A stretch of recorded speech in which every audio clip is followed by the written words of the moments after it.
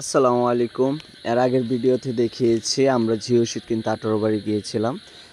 তার পাশাপাশি Jio sheet, net, polythene এগুলো নিয়ে আসছি সাথে, ভিডিওতে দেখানো হয় নাই।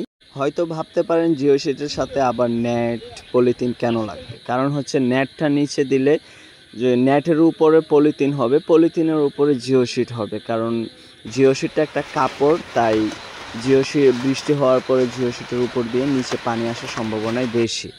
যার কারণে আমরা পলিথিনটা দিয়ে নিচ্ছি। পলিথিনের নিচে নেট দেওয়ার কারণ হচ্ছে যে কাঠগুলো আছে, কাঠের মধ্যে ছোট ছোট উদ্ভিদ কিছু থেকে থাকে, তাই যেন ছিঁড়ে না যায়, সেই কারণে আমরা পলিথিনের নিচে নেট দিয়েছি।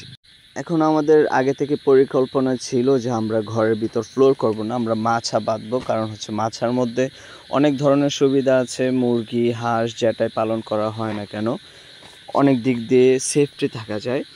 যার কারণে এখন আমাদের মাছার বাঁশগুলা কাটা হবে, ছেঁড়া হবে, লাগানো হবে।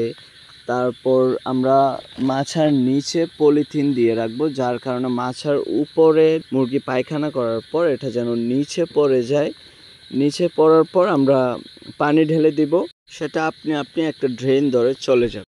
মাছা বাঁধতে হলে এখন আমাদের প্রয়োজন বাঁশ কিনতে চলে গেলাম 18 বাড়ি। আবারও 18 বাড়ি থেকে ফার্ম বাঁশ বলা হয়, মোটা ফার্ম বাঁশ কিনে নিয়ে আসলাম অনেকগুলো। অনেক কষ্টের পর বাঁশ কেটে ছিঁড়ে ফেরে সব কিছু করে মাছা বাঁধতে সক্ষম হয়েছে আমরা।